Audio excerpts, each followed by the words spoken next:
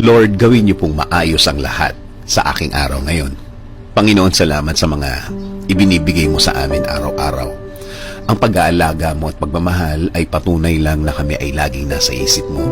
Nakapakanan namin palagi ang iniisip mo, Lord. Kaya thank you, Lord, for everything. Thank you also for the protection that you are giving to us. We know that you're always here beside us to guide us every day in our lives.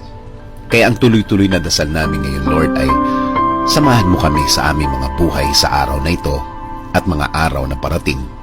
Dahil alam namin, Lord, na kapag kasama ka namin, ang lahat na magulo sa aming buhay ay maaayos. Yes, Lord, ayusin niyo po ang aming buhay na may problema ngayon.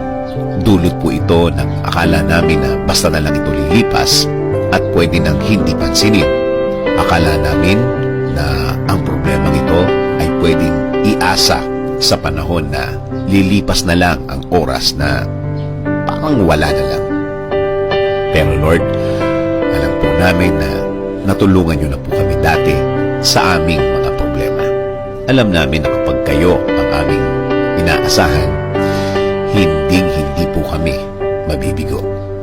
Naniniwala kami na ang bagay na nagbibigay ng problema sa amin ay malapit nang mabigyan ng solusyon, malapit nang matapos at malapit nang bumalik sa dati.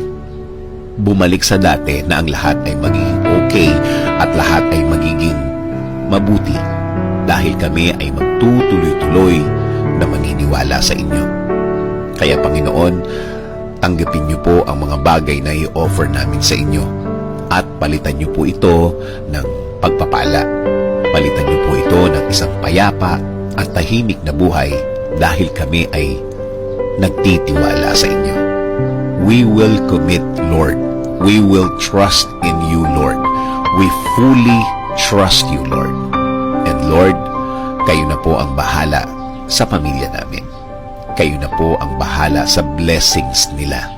Alagaan niyo po sila at dasal din po namin na lagi niyo po silang samahan para kasama po nila ang inyong pagpapala. Salamat sa pagpapala. Salamat sa pagbibigay. Amin pong aasahan ang inyong blessing sa amin sa araw na ito at sa mga araw na parating. This is our prayer. In Jesus' name, Amen.